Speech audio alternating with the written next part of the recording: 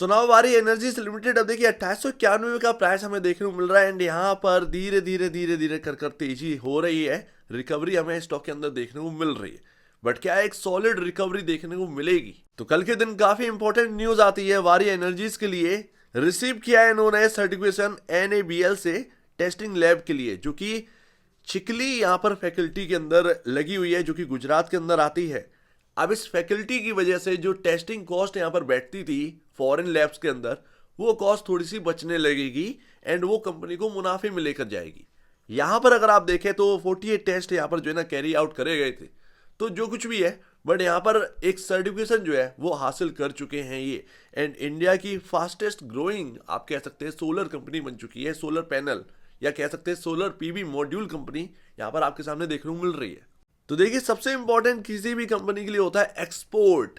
India में सबसे important चीज क्या है कि हमें एक्सपोर्ट करना है, इंपोर्ट नहीं करना है, ज्यादा एक्सपोर्ट करना है। या कह सकते हैं जितना इंपोर्ट है उतना ही एक्सपोर्ट भी करने लगे, तो यहां पर जो है दिन दुगनी रात चौगनी होने लगे इंडिया के अंदर।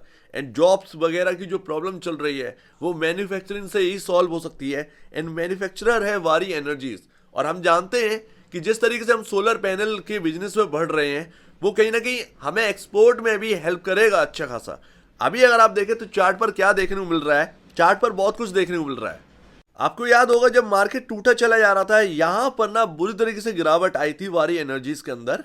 एंड आफ्टर यहां पर जो यूएस का आउटकम आया उसकी वजह से टॉप बन गया था। बट अभी अगर आप देखें इस पैटर्न में हमें क्या देखने को मिलता है, हमें देखने को मिल रहा था एम पैटर्न, राइट, जिसका मिड पॉइंट जो है वो आपका 2800 पर था, 2800 पर था। एंड उस मिड पॉइंट को हम 100 रुपए से बीट करके हायर साइड है। बट एक बात और याद रखनी है, रेजिस्टेंस बहुत है इसके अंदर।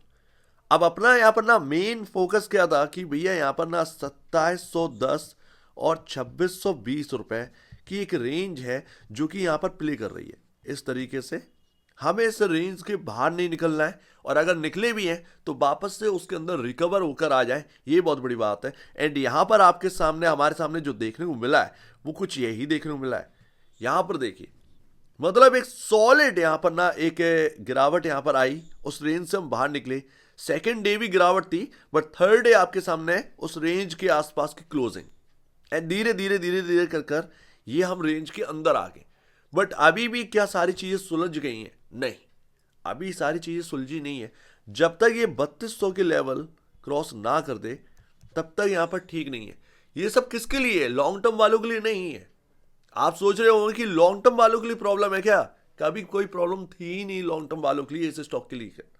मैं ऑलरेडी आपके सामने लॉन्ग टर्म वालों के लिए डिस्कस करता हूं फाइनेंशियल इंडिकेटर्स, जो कि मैं ऑलरेडी आपसे कहा हूं कि इस सेक्टर की सबसे सस्ती कंपनी आपको देखने को मिल रही है। प्राइस टू बुक वैल्यू से ये सारी चीजें समझ में आती। आप कैपिटल गुड के अंदर आते हो, आप इलेक्ट्रिक इक्विपमेंट के अंदर आते हैं, सो दैट अगर आपको देखना है तो आपको बाकियों से कंपेयर करना जरूरी है। बाकियों की कंपैरिजन में आप इतने लो वैल्यू पर हैं कि आप सोच भी नहीं सकते। इसीलिए जब ये गिर रहा था ना, मुझे यकीन नहीं हो रहा था कि ये गिर रहा है। एंड इवन यहाँ पर ना यूएस की तरफ से अगर आप कुछ भी कह लीजिए, मैं आपके सामने एक ही बात कह रहा था कि एलन मस्क खुद ही यहाँ पर ना ग्रीन एनर्जी की ओर है, तो वो कैसे यहाँ पर ट्रम्प उसको जो है वो इग्नोर करते हैं। ट्रम्प के आने से ग्रीन एनर्जी पर इम्पैक्ट पड़ेगा ऐसा कुछ नहीं है। क्लाइमेट का जो एक ना प्रॉब्लम है वो सबके लिए बना हुआ है, चाहे वो यूएस हो, इंडिया हो, कोई भी कंट्री हो, सबके लिए क्लाइमेट प्रॉब्लम एक है ही है आज की डेट में।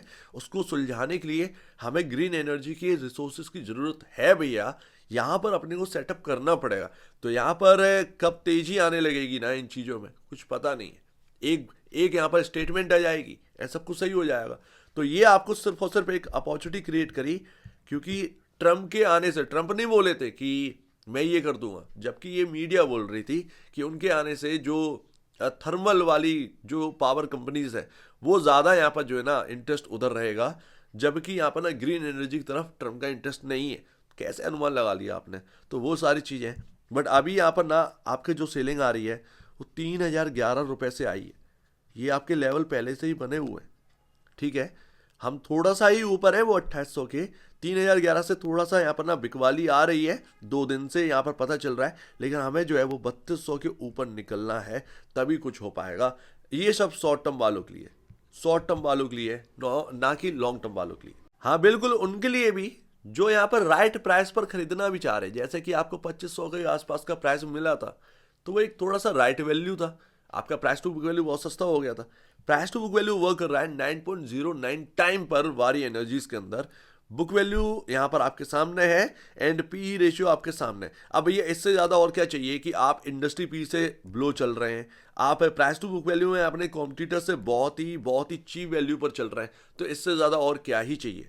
एंड यही आपके जो कॉम्पिटिटर हैं वो आपके सामने, आपके पीयर कंपैरिजन। भाई देखिए, कैपिटल गुड का मतलब ये नहीं है कि सब एक ही चीज़ बना रहे, कोई जनरेटर बना रहा होगा, कोई अलग अलग इलेक्ट्रिक इक्विपमेंट बना रहा होगा, लेकिन है तो कैपिटल गुड वाले ही ना। आप भी जो बना रहे हैं वो कैपिटल गुड के अंदर ही आते हैं। आप मैन्युफैक्चरर है ना इलेक्ट्रिक के, तो वो सिंपल सी बात है, आप कैपिटल गुड के अंदर हो, इलेक्ट्रिक इक्विपमेंट के अंदर है। एंड ये सारी कंपनियां यही काम करती हैं, ये वायर का काम करते हैं, तो इलेक्ट्रिक स्विचेस भी बनाते हैं वगैरह वगैरह, बहुत सारे इलेक्ट्रिक इक्विपमेंट बनाते हैं। हैवेल्स वो भी इसके अंदर आ जाती है। सीजी पावर यहाँ पर ट्रांसफार्मर एंड वगैरह वगैरह सेमीकंडक्टर के अंदर भी जा चुके हैं, तो ये इनका यहाँ पर है। एबीबी इंडिया आप जानते ही हैं कि अलग अलग चीज़ें बनाती है, वही चीज़ है। सुजलॉन एनर्जी विंड टर्बाइंस बनाती है, तो वो भी इलेक्ट्रिक इक्विपमेंट के अंदर है। वैसे ही वारी एनर्जी जो है वो आप सोलर पैनल बनाते हो, आप भी इलेक्ट्रिक इक्विपमेंट के अंदर है। तो ये सारी चीज़ें रही। अब 9.9 टाइम पर है एंड ये आपके सामने हकीकत है। ये 18 टाइम पर है, 23.58 टाइम पर, जबकि आपका और एबीबी इंडिया का जो फाइनेंशियल है वो मैच करता है। आप देखिए कहाँ पर है, एबीबी इंडिया कहाँ पर है। इवन मेरा तो यही कहना था कि 15 टाइम पर अगर आप ट्रेड करेंगे प्राइस टू बुक वैल्यू पर, तो ज़्यादा सही रहेगा, ज़्यादा राइट वैल्यू आपको जो है वो देखने को मिल जाएगी। मैं ये नहीं कह रहा हूँ कि आप 30 टाइम पर करिए, बट 15 टाइम तो एक राइट वैल्यू जगह होनी चाहिए। एंड यही चीज़ें होती हैं एक फंडामेंटल, जब हम एक समझते हैं कि इतना तो वैल्यू इसको मिलना चाहिए, इतने पर तो होना चाहिए, एक अनुमान लगाते हैं। जब अनुमान सही लगता है ना, तो वो प्राइसिंग भी निकल कर आती है। एंड पी रेशियोज देख लीजिए, ये हमारे सामने, ये हमारे सामने 67.36 के पी पर आप बैठे, तो वो थोड़ा सा ना आपको यहाँ पर समझ में आ रहा होगा कि ये इसमें कोई बात नहीं है। यहाँ पर पी रेशियो बढ़ना चाहिए, सिंपल सी बात है। जब सबको मिल रहा है तो मेरे को भी मिलेगा, 10-15 का ही सही है अभी, बट मिलना चाहिए। तो 80 के पी पर काम करेगा ना, तब भी एक सस्ता ही आपको देखने को मिलेगा वारी एनर्जीज। चलिए अब यहाँ पर ना म्यूचुअल फंड का जो डेटा मैं आपसे कह रहा था कि म्यूचुअल फंड का डेटा स्टार्ट हो जाएगा 5 दिसंबर से 10 दिसंबर के बीच में आपका डेटा आने लगेगा। ये आपके सामने है खरीदार Motilal Oswal large and mid cap fund ने 69% अपने शेयर्स बढ़ाए हैं वारी एनर्जीज के नवंबर के महीने में। ये आपके सामने मोतीलाल के, ये Mahindra and Mahindra Manulife multi cap fund 40% बढ़ाए। उसके बाद ये कुछ नहीं बढ़ाया यहाँ पर, but Motilal Oswal large and mid cap fund ने 69.37% अपने शेयर्स बढ़ाए।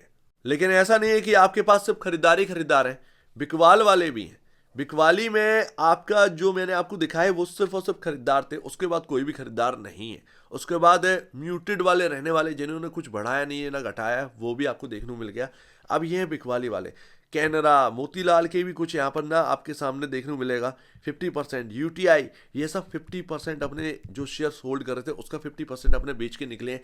बट ये जो छोटी छोटी वैल्यू है ना, इनका इम्पैक्ट बहुत ज़्यादा नहीं है वारी एनर्जीज के स्टॉक पर, क्योंकि अगर आप देखें मार्केट कैप कहाँ पर है, ये उसका ना 1% भी नहीं है।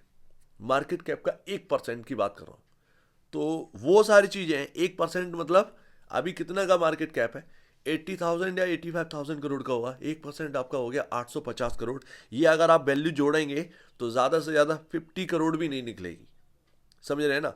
तो इतना ही था। एंड बस ये 50 करोड़ की जो वैल्यू थी ना उससे भी नीचे की, उसका हाफ हो गया है, तो उसका कोई बहुत बड़ा इंपैक्ट पड़ा नहीं है। लेकिन बिकवाल है आपके सामने। एंड लास्ट, तो यहाँ पर अगर आप देखें स्टॉक जो है वो फंडामेंटल बेसिस पर बहुत अच्छा लगता है एंड अपने पीयर कंपैरिजन बहुत सस्ता लगता है, बट कभी कभार टेक्निकल जो है ना वो जवाब दे जाते हैं।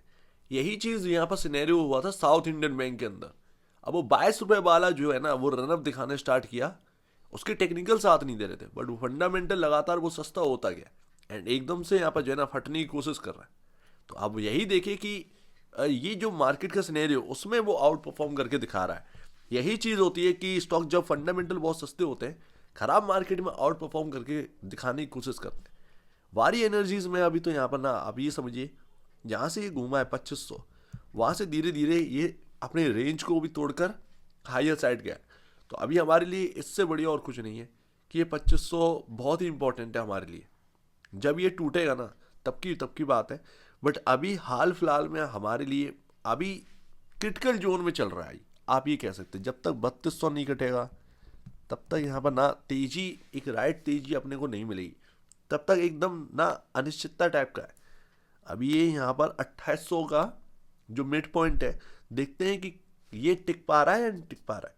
तो अभी 2800 काफ़ी इंपॉर्टेंट जगह है देखना। एंड यहाँ पर 3000 को तोड़कर हमें जो है वो हायर साइड जाना है। तो अभी कुल मिलाकर बस यही चल रहा है वारी एनर्जीज के अंदर। बट ये ना, आप एक बात बताऊँ, शॉर्ट टर्म वालों के लिए बहुत अच्छी चीज़ है ये सारी चीज़ें, कि ये लेवल वो लेवल। जो लॉन्ग टर्म के बारे में सोचते हैं ना, उनके लिए बस एक ही स्ट्रेटजी रहती है, स्टॉक अच्छा है तो बस 500-600 रुपये नीचे मिल रहा है, एवरेज करो और आगे बढ़ो, इससे बढ़िया और कुछ है नहीं। भले ही 2 आप खरीद रहे हैं ना, महंगा स्टॉक है, 2 खरीद रहे हो ना चलेगा, लेकिन एवरेज करना ही लॉन्ग टर्म वालों की एक स्ट्रेटजी है। उससे बढ़िया स्ट्रेटजी उनके पास है ही नहीं कुछ। एंड हायर साइड बहुत जब महंगा हो जाए अचानक से, कुछ स्टॉक्स बेच लो उसमें, जब लोअर साइड मिले तो वहाँ पर बाई कर लीजिए। बस यही एक लॉन्ग टर्म वालों के लिए बहुत ही अच्छी स्ट्रेटजी रहती है। शॉर्ट टर्म वालों के लिए ये लेवल वेवल ये सब इंपॉर्टेंट होता है। सो उम्मीद है काफ़ी कुछ आपको समझ में आया होगा। शॉर्ट टर्म वाले हैं तो आप स्टॉप लॉस अपने जो भी स्ट्रेटजी है वो बना के चलिएगा, बट मेरे ख्याल से लॉन्ग टर्म वालों के लिए तो कुछ ये मायने रखता ही नहीं। तो एक बार निवेश से पहले, अभी इससे पहले अपने ब्रोकर एडवाइस से जरूर सलाह लीजिए। खुद की स्टडी करेगा, उससे बेहतर कुछ भी नहीं है, खुद की स्टडी मस्ट है। तो आप देश में जाए वीडियो के लिए बहुत धन्यवाद दोस्तों।